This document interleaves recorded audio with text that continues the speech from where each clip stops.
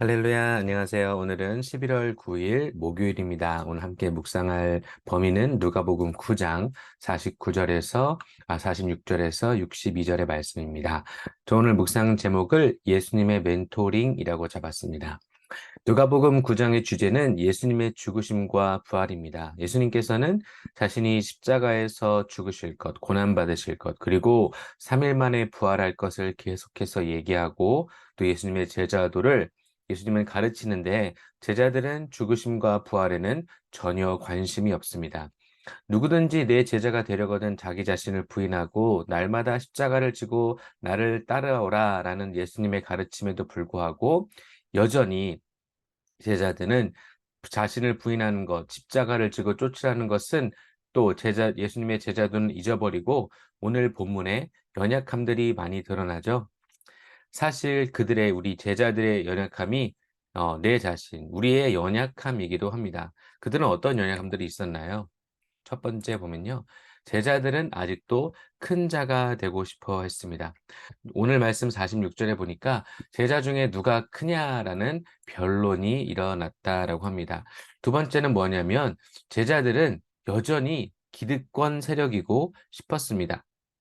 49절의 말씀 보니까 요한이 여짜오되 주여 어떤 사람이 주의 이름으로 귀신을 내어 쫓아내는 것을 우리가 보고 우리와 함께 따르지 아니하므로 금하였나이다라고 기록되어 있습니다. 그러니까 요한은 그들이 이제 귀신을 쫓아냈으면 좋은 거고 예수님의 이름을 사용했으면 좋은 건데 자신들과 함께하지 않았다. 예수님과 함께하지 않은 기득권 세력이 아니기 때문에 그들을 금하였다라고 이야기를 하고 있는 것이죠.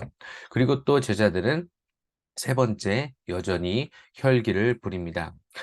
예수님께서 이제 예루살렘으로 가시려면은 이 사마리아를 통과해야 됐습니다. 그래서 예수님이 거기를 잘 통과할 수 있게 제자들이 가서 먼저 준비를 하려고 하죠. 그러나 이 사마리아를 통과해서 이 예루살렘에 간다는 걸 알 사마리아인들이 예수님이 오는 것을 막습니다. 그러자 이 여전히 혈기가 가득했던 야고보와 요한이 이를 보고 가로되 주여 우리가 불을 명하여 하늘로 쫓아내려 저희를 멸하라 하기를 원하시나이까 라고 하면서 여전히 혈기를 부립니다. 또 네 번째는 하나님의 나라가 아직도 먼저가 아니라는 것이죠. 오늘 말씀 59절에 보니까 예수님께서 나를 쫓으라고 말씀하셨는데 그가 가로되 나로 먼저 가서 내 부친을 장사하게 허락하소서. 오늘 그레이스 타임 요 설명해 보니까 이제 제자 중 한 명의 부친이 곧 이제 임종을 맞이할 때가 됐는데 먼저 가서 장사하게 허락하소서라고 이야기를 하는 것이죠. 그리고 또 61절에 보니까 또 다른 사람이 가로되 주여 내가 주를 쫓겠나이다마는 나로 먼저 내 가족을 작별케 하소서라고 기록이 되어 있습니다. 제가 오늘 한 구절의 말씀은 아이고 죄송합니다. 55절인데요. 예수께서 돌아보시고 꾸짖으시며 이 55절의 말씀의 은혜가 되는 것은요. 신자에게는 가장 좋은 멘토가 있는데 그분은 바로 예수님입니다. 예수님께 꾸지람을 받을 때, 물론 꾸지람을 받을 때, 지적을 받을 때 우리 마음은 아프지만 우리에게는 이런 멘토가 반드시 삶 가운데 필요하죠. 다시 말씀드리지만 제자들의 연약함이 곧 저의 연약함이기도 합니다.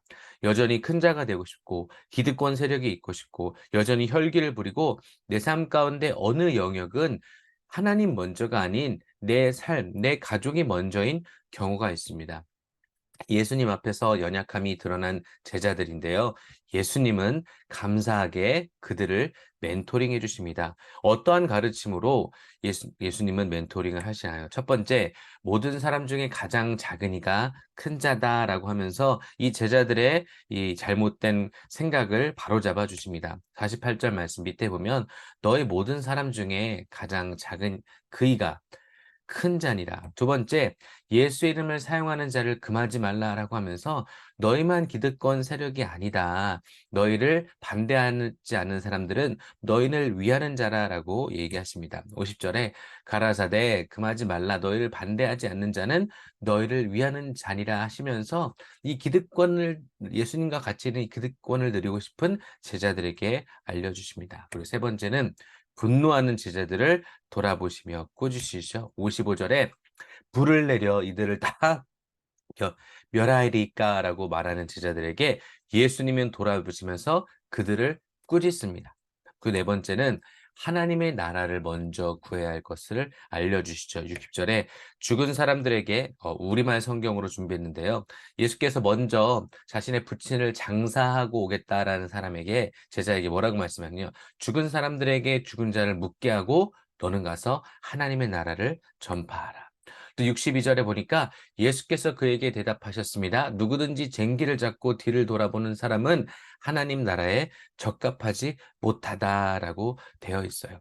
우리는 이 말씀을 보면 어떻게 내가 내 부친도 이 장례식도 못 여나 어떻게 내가 우리 가족에게 뭐 작별 인사도 못하나 근데 여기서 포인트는요. 먼저라는 것입니다. 누가 마태복음 6장 33절에 먼저 그의 나라와 그의 의를 구하라라고 되어 있죠. 우리가 사실 얼마든지 우리에게 부모님이 이제 이렇게 만 장례를 치러야 되면 또 가족에게 인사를 할 때 물론 해야죠. 그런데 그들은 예수님을 따르는 것이 먼저가 아니라 아직도 이 뒤돌아볼 여지를 남겨뒀다라는 것이죠. 그러면 우리는 어떻게 우리도 예수님의 멘토링을 받는 복을 누릴 수 있을까요? 오늘 말씀을 보면 이 제자들의 연약함, 그리고 그들의 죄는 잘못된 생각들은 말씀 자체이신 예수님 앞에서 그것들이 보여집니다. 말씀 앞에서 연약함과 죄가 드러난 것입니다. 이게 복입니다. 이것이 이 큐티의 유익함인데요. 이 자신의 연약함이 자신의 죄들이 제자들의 죄들이 말씀 자체이신 예수님 앞에서 드러나니까 멘토링을 받을 수 있다라는 것입니다. 그러니까 예수님께서 그들의 연약함을 지적하시고 꾸짖고 다시 바로 잡아 주십니다. 그럼 우리 삶에 적용을 한다면요. 우리의 연약함이 말씀이신 예수님 앞에 드러날 때 우리 또한 예수님의 멘토링을 받을 수 있다라는 것입니다. 우리가 말씀을 읽으면서 특별히 그레이스 타임 하면서요. 우리의 연약함이 그리고 죄가 발견되는 것이 복입니다. 왜냐하면 발견되면 멘토링을 받아서 고칠 수 있기 때문입니다.